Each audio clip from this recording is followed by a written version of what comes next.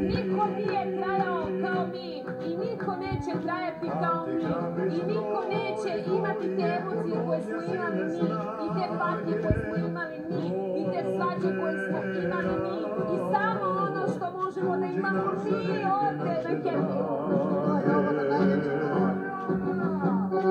Ovo je naša kuća i nastavljamo u skladu sa tim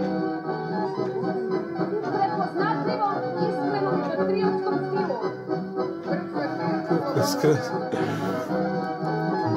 Ljudi pukli skroz.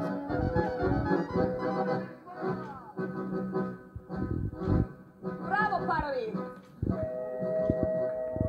Nastavljamo dalje! Mamu ja mi jebem četničku.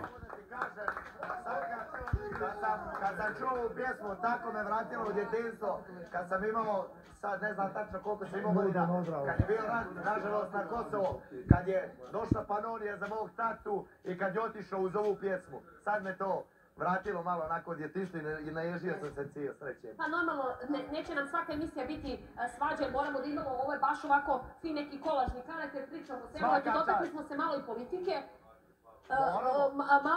Malo politike, pa ćemo malo sport, pa smo na početku pričali o ljubavnim odnosima i seksualnom vaspitanju, pa ćemo sad idemo dalje. Dakle, ovo je... Volim taj patriotizam.